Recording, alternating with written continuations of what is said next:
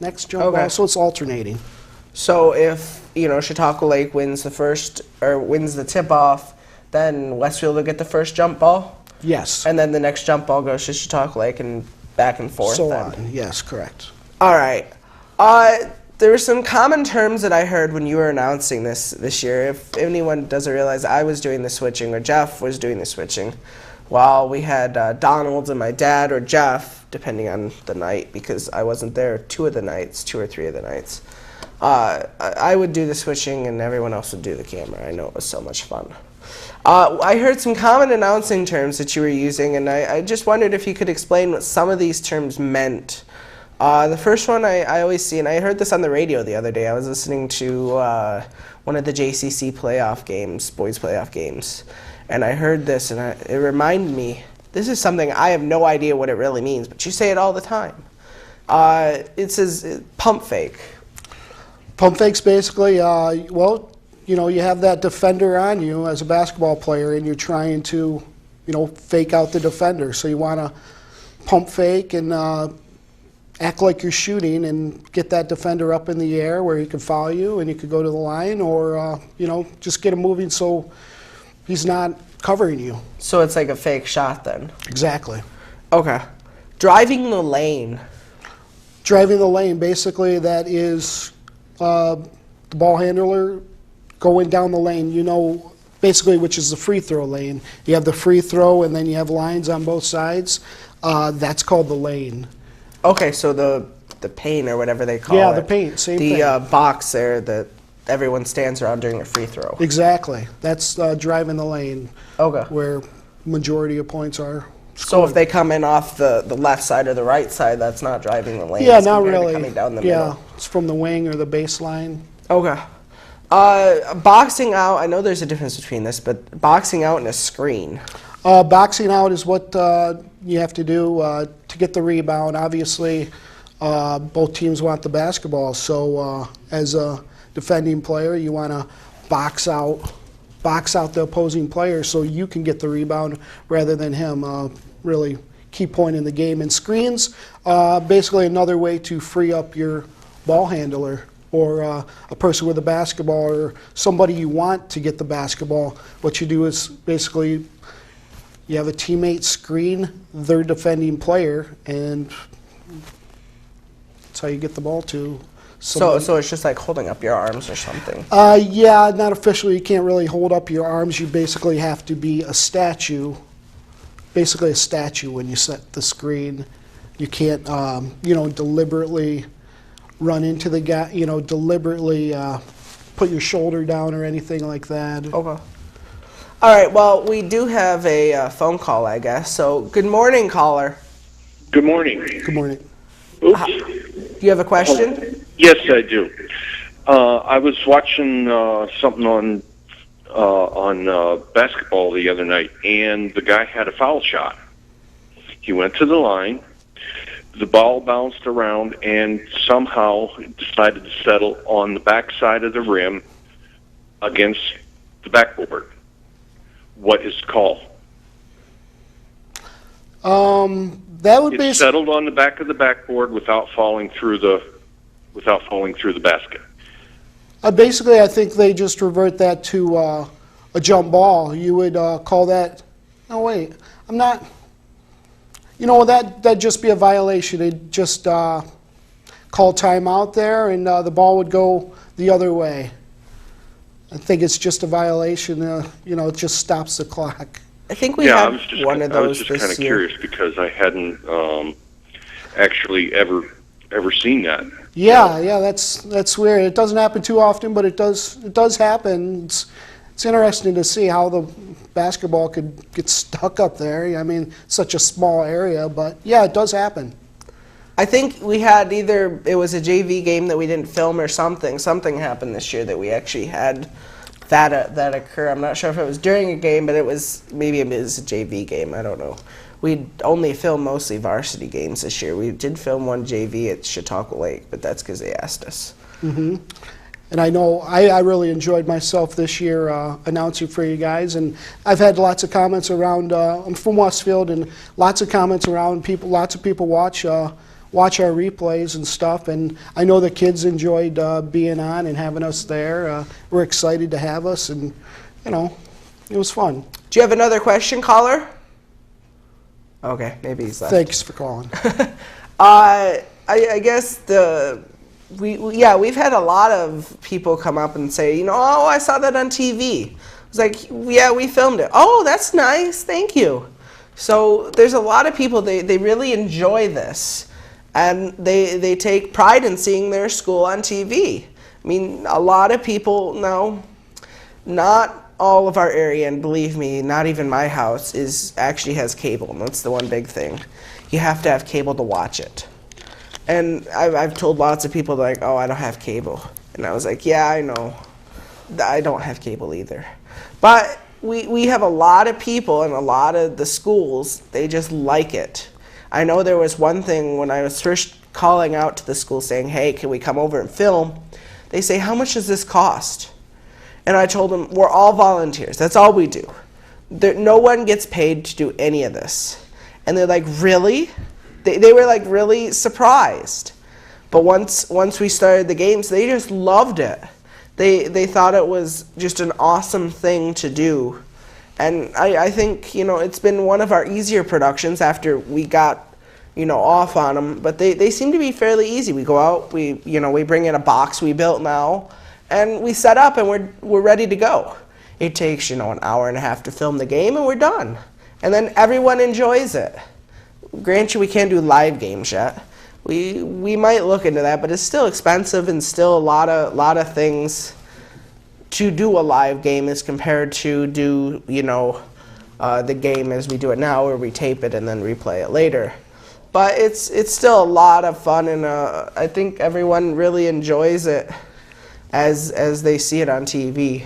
And Chris, you're mentioning about cable. I don't have this channel either. I don't have cable, but I'm going to do some plugging for you. You have a really nice website or YouTube channel where you could get all the games we broadcast. Yeah, we try to put all of them up within a few weeks. And that's TV Man 3279. Right. TV Man 3279, or you could just do a YouTube search of Destination Chautauqua County Sports, and there you could find all the games that we broadcast, and you could also see the old senior reports with Reed on there. You got most of them on there. Yeah, we've got a good portion of them for the past 2 years. We do have another phone caller, so I'm going to say good morning, caller. Do you have a question? Actually, no, I don't have a question. I want to give you guys a great introduction on that. You guys do a great job doing the basketball. My name's Chip Rewalt. I'm from the Fredonia Axis. Oh, hi, Chip. Hi, Chip. How you doing? Good. You helped out on our first Brockton versus Pine Valley basketball game, which reminds me, I still have that DVD for you if you want it. You guys did an excellent job. It was really good. I wish I could have helped a little bit more, but because of conflict of interest, different things that happened with my kids and stuff, I wasn't able to give you a hand. But you guys do a fantastic job out there. Yeah, you haven't seen it now, but we've got a nice little box we built. Jeff Zook built that for us, and we just roll it in now and hook up. It works really well. Yeah, thanks, Chip. That's cool. Appreciate That's great, man. So, and you run Fredonia Access out there, so you're doing us live now out there. So yeah, I'm watching you live, and yeah, that's always fun. Go ahead, Chris. Yeah, so I'm watching you live right now, so it's really interesting. Yeah. How's Channel 5 out there doing? I know that's the fun thing. We get the two Channel 5s confused up. There's Channel 5 in Mayville, there's Channel 5 in Fredonia, there's Channel 12 in Dunkirk, Channel 12 in Silver Creek. A lot of channels are shared everywhere. I know there's a lot of different public access stations out there, but how's Channel 5 in Fredonia doing? Pretty good, pretty good. We just finished up our basketball season for our year, so we don't do as much as you guys do as towards multiple cameras or anything. We do a one-camera setup, but we try to do as best as we can with the manpower we have, unfortunately. And that's a plug I put in for you. People who are listening, if they want to donate their time and come on down, they can always find us and help out, because I'm sure you need much as help as we do. So it's all volunteers. So Yeah, try to it's all get as much done volunteer, as we and I possibly know do. we all love to have other people come down and help. I know, especially with one camera like you guys are doing, it's a little bit more difficult. You're locked into a camera, so if you make a mistake, everyone sees it more so than two cameras like we were doing. But I do know that you guys do a good production over there too. You do your games live though, right? Yeah, we do it live. We have a fiber back through in the station, and we do live from the high school. Sometimes you wonder about live and tape, because on tape you can edit a little bit, and live it's kind of hard to do all that. Yeah, it's like everyone asked me here today, is this on a delay? And I tell them no, there's no delay. The only delay is caused by channel or Time Warner, because it has to be processed through so many different silicon there. Right.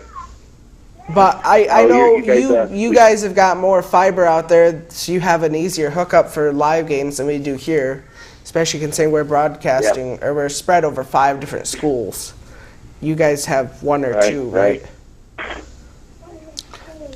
Chip, Well, Buzz, and you guys doing a great job, and I appreciate you taking my call. Thank you. I believe right, take Steve care. had a question. Chip, real quick, if you're still there, how did you guys just cover Fredonia, or just Fredonia games, or?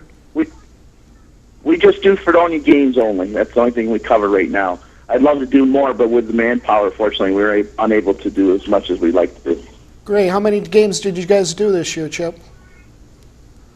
I believe there were 7 this year. Nice. We were thinking about doing a playoff game, but they were unable to do that one.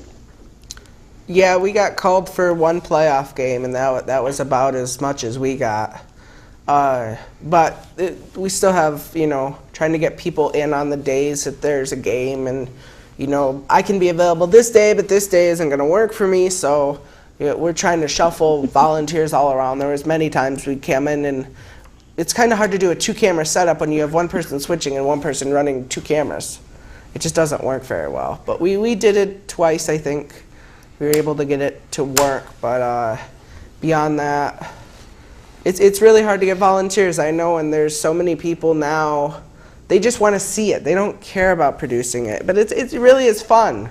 It's fun to come out. It's fun to watch the, actually be there and see, Chautauqua Lake punching Westfield or vice versa, because they love to do that. That's part of the game.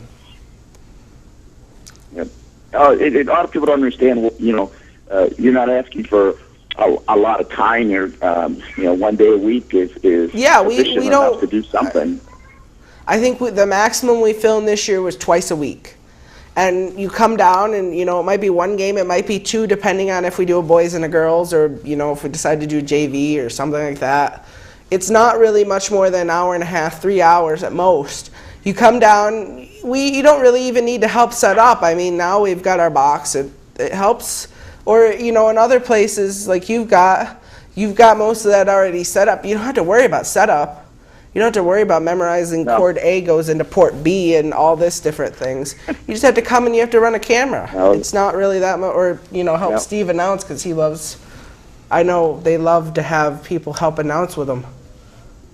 Definitely helps. Definitely. All right, righty. I'll let you guys go, and it's great to see you guys down here in Dunkirk Fredonia Access on the Access channel, because we like to see the new programming put on. So Channel 9 is pre-5. So we'll take care. Have a good one, guys. All righty. Thank you, Chip. And I'd just like to expand on what Chip and you were saying. I mean, this is a great thing for, youth to get involved with. I mean, what better way than hands-on experience here at Cable Access, donating your time, volunteering, and I mean, like you're saying, it's really, the game's only lasted an hour, hour and a half, but I mean, you got so many kids into sports, so many kids into, want to get into TV, or not even these days, you got the internet, you got so many, you could iPod, podcast. I mean, there's so many avenues of approach. I mean, that's something we should see more. You get more youth in here, donating their time and getting their foot in the door.